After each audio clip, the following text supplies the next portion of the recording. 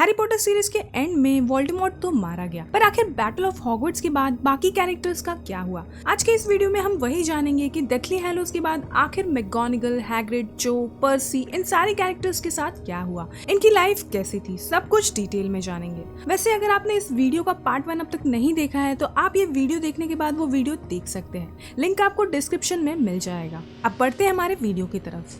Number 10, McGonagall. Battle of Hogwarts के बाद McGonagall को नए जादू मंत्री किंग्सले शैकलबोल्ट की तरफ से Order of the Merlin award मिला। यह अवार्ड उन्हें उनकी लॉयल्टी के लिए मिला था, जिस तरह सेकेंड विजिटिंग वॉर में उन्होंने ऑर्डर ऑफ द फीनिक्स का साथ दिया, और बैटल ऑफ हॉगवर्ट्स के दौरान उन्होंने जिस तरह सारे स्टूडेंट्स को प्रोटेक्ट किया और वोल्डेमॉर्ट के अगेंस्ट फाइट किया, उनकी इसी लॉयल्टी को ऑनर करने के लिए उन्हें ये अवार्ड मिला और उनका नाम चॉकलेट फ्रॉग कार्ड में भी मेंशन किया गया। बैटल ऑफ हॉगवर्ट्स के बाद जब स्कूल को रिपेयर किया गया और सारे प्रोटेक्टिव एन्चेंटमेंट्स रिस्टोर किए गए, तब मैकगोनागल को हॉगवर्ट्स की हेडमिस्ट्रेस अपॉइंट किया गया। मैकगोनागल एक हेडमिस्ट्रेस की ड्यूटीज के साथ साथ वो सारे काम करती थी जो वो डंबलडोर के टाइम पर किया करती थी, जैसे कि हॉगवर्ट्स स्टूडेंट्स को एक्सेप्टेंस लेटर्स भेजना, फर्स्ट ईयर्स को ग्रेट हॉल तक लाना और सॉर्टिंग सेरेमनी कंडक्ट करना। मैकगोनागल ने ही नेविल को हर्बोलॉजी डिपार्टमेंट में अपॉइंट किया था और कुछ सालों बाद उन्होंने नेविल को ग्रिफिंडोर हाउस का हेड भी बना दिया।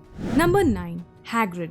बैटल ऑफ हॉगवर्ट्स के बाद भी हैग्रिड हॉगवर्ट्स में ही काम करता है एज अ गेम कीपर और केयर ऑफ मैजिकल क्रिएचर्स के प्रोफेसर के तौर पर। साल 2008 में मैकगोनागल हैग्रिड को स्पेशल मैसेंजर बनाती है, जहां पर अब हैग्रिड का काम था हॉगवर्ट्स के एक्सेप्टेंस लेटर्स मगलबॉर्न्स के घर पर डिलीवर करना, और इसके साथ साथ वो उन मगलबॉर्न स्टूडेंट्स के पेरेंट्स को जादू दुनिया और हॉगवर्ट्स के बारे में भी बताता, और इनफैक्ट वो उन स्टूडेंट्स को डायगन एली ले जाकर स्कूल का सामान खरीदने में भी उनकी हेल्प करने लगा। हैग्रिड अब भी हैरी, रॉन और हरमाइनी के टच में था, और साल 2017 में 89 इयर्स की एज में भी हैग्रिड हॉगवर्ट्स में ही काम करता था। जब हैरी और जिनी का बेटा एल्बस हॉगवर्ट्स आता है, तब हैग्रिड एल्बस को चाय पर इनवाइट करता है, जैसा कि उसने हैरी के टाइम पर किया था। गाइस, आगे बढ़ने से पहले मेरे पास आपके लिए एक बहुत ही इंपॉर्टेंट न्यूज है। अगर आप Amazon, फ्लिपकार्ट, मिंत्रा, अजियो या फिर और भी कई बड़े बड़े ब्रांड से शॉपिंग करते हो और अगर आपको वहाँ पर हेवी डिस्काउंट्स देखने को नहीं मिलते हैं, तो टेलीग्राम पर ग्रैबडेल नाम का एक चैनल है, आपको उसे जरूर ज्वाइन करना चाहिए, क्योंकि उसके अंदर आपको बहुत सारे अमेजिंग डील्स देखने को मिलते हैं, और कुछ डील्स तो ऐसे भी होते हैं जो सिर्फ ₹1 में जाते हैं, और कभी कभी ऐसे भी डील्स आपको देखने को मिलेंगे कि 15,000 का mobile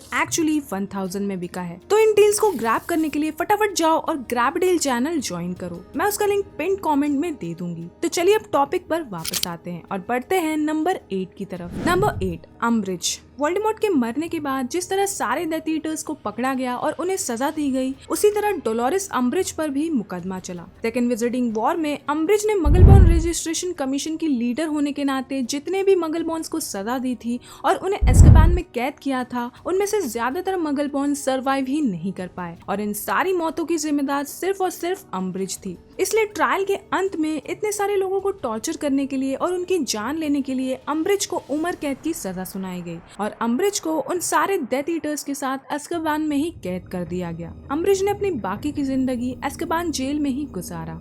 number 7, Kingsley Shacklebolt. Battle of Hogwarts के बाद किंग्सले शैकलबोल्ट को नया जादू मंत्री बनाया गया, और जादू मंत्री बनते ही किंग्सले ने मिनिस्ट्री से करप्शन को मिटा दिया, और इसके साथ साथ उसने एज़्काबान से डिमेंटर्स को भी निकाल दिया और उनकी जगह पर प्रिजन को गार्ड करने के लिए ऑरस अपॉइंट किए। ये तो कोई नहीं जानता कि वो डिमेंटर्स अब कहाँ हैं, मे बी वो किसी जगह को हॉन्ट कर रहे होंगे, क्योंकि उन्हें मारा नहीं जा सकता। किंग्सले ने हैरी और रॉन को ऑरस अपॉइंट किया, और कुछ समय बाद उसने हैरी को ऑरर डिपार्टमेंट का हेड भी बना दिया। किंग्सले ने मिनिस्ट्री में कई पॉजिटिव चेंजेस लाए, और उसने हरमाइनी के साथ मिलकर उन पुराने कानूनों को खत्म कर दिया जो कानून प्योर ब्लड्स के फेवर में थे। Number 6, Bill and Fleur Delacour. Deathly Hallows part 1 में बिल और फ्लेयर की शादी हुई थी, पर जब डेथ ईटर्स ने वहां पर अटैक किया, उसके बाद से वो दोनों शेल कॉटेज में रहने लगे थे। बैटल ऑफ हॉगवर्ट्स खत्म होने के बाद फ्लेयर को ब्रिटिश और फ्रेंच मिनिस्ट्री दोनों की तरफ से मेडल्स मिले। बिल वापस ग्रिंगॉट्स में एज अ कर्स ब्रेकर काम करने लगा, जैसा कि वो पहले किया करता था। कुछ टाइम बाद बिल और फ्लेयर के 3 बच्चे हुए, विक्टर, डोमिनिक और लुइस वीजली। बिल और फ्लेयर की बड़ी बेटी विक्टर का जन्म बैटल ऑफ हॉगवर्ट्स की एनिवर्सरी के दिन ही हुआ था, इसलिए उन्होंने उसका नाम विक्टर रखा, जिसका फ्रेंच में मतलब है विक्ट्री यानी कि जीत। Number 5, Percy Weasley.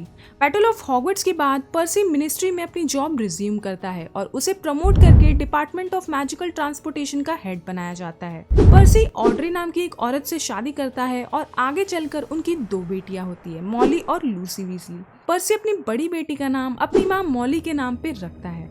Number 4, Molly and Arthur Weasley. Second wizarding war के बाद आर्थर और मॉली दोबारा द बरो में शिफ्ट हुए और इनकी फैमिली और भी ज्यादा बड़ी हुई। इनके बच्चों की शादी हुई और इनके 12 ग्रैंड चिल्ड्रन हुए। आर्थर ने मिनिस्ट्री में अपनी पुरानी job as a head of misuse of muggle artifacts को ज्वाइन किया, पर कुछ टाइम बाद किंग्सली ने आर्थर को हेड ऑफ डिपार्टमेंट में प्रमोट कर दिया। इनका घर 100 historical sites from the second wizarding war book में भी फीचर हुआ, जहाँ पर ये मेंशन किया गया था कि इनका घर ऑर्डर ऑफ द फीनिक्स का हेडक्वार्टर्स था। इस बुक के बाद इनका घर द बरो काफी फेमस हो गया और कई टूरिस्ट इनके घर को देखने आने लगे और घर के फोटोज खींचने लगे। मॉली और आर्थर उन सारे टूरिस्ट को संभालने लगे और मॉली ये मेक श्योर करती थी कि टूरिस्ट को उनका घर प्रेजेंटेबल लगे। इतने सारे टूरिस्ट को देखकर रॉन अपने डैड को सजेस्ट करता है कि उन्हें इन टूरिस्ट से पैसे लेने चाहिए ताकि वो घर के फोटोज ले सके, पर आर्थर इस बात के लिए साफ इनकार कर देते हैं। नंबर 3, चो चैंग। चो के बारे में ज्यादा इन्फॉर्मेशन तो अवेलेबल नहीं है, बट जेके रोलिंग ने इतना रिवील किया है कि बैटल ऑफ हॉगवर्ट्स के बाद चो को एक मगल से प्यार हो गया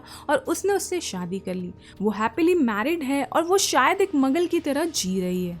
number 2, Lucius and Narcissa Malfoy. Battle of Hogwarts के बाद काफी डेथ ईटर्स को पकड़ा गया और उन पर मुकदमा चला, पर ड्रेको के पेरेंट्स को सजा नहीं मिली क्योंकि लास्ट मोमेंट पर लूसियस और नार्सिसा अपने बेटे ड्रेको के साथ वॉर छोड़कर भाग गए थे। नार्सिसा ने भी वोल्डेमॉर्ट से झूठ बोलकर हैरी की जान बचाई थी और इसके अलावा लूसियस और नार्सिसा बाकी डेथ ईटर्स के खिलाफ सबूत भी देते हैं और उन्हें पकड़ने में हेल्प भी करते हैं, इसलिए उन्हें छोड़ दिया जाता है। पर इसके बावजूद उनकी बिलीव्स चेंज नहीं होती है, वो अब भी अपनी प्योर ब्लड बिलीव्स को ही फॉलो करते हैं। इसी वजह से वो ड्रेको की वाइफ एस्टोरिया से भी नफरत करते हैं क्योंकि वो इनकी प्योर ब्लड बिलीव्स को मानने से इनकार करती है। Number 1, Albus Dumbledore and Severus Snape. Dumbledore की मौत हाफ ब्लड प्रिंस मूवी में हुई थी और स्नेप वोल्डेमॉर्ट के हाथों बैटल ऑफ हॉगवर्ट्स के दौरान मारा गया था, पर इन दोनों के पोर्ट्रेट्स हॉगवर्ट्स के हेडमास्टर्स ऑफिस में लगाए गए। डम्बलडोर का पोर्ट्रेट मोस्टली फ्यूचर हेडमास्टर्स को गाइड करता था और बुक में हैरी ने भी डम्बलडोर के पोर्ट्रेट से बातें करने के बाद ये डिसीजन लिया था कि वो उस एल्डर छड़ी को उनके कब्र में रख देगा।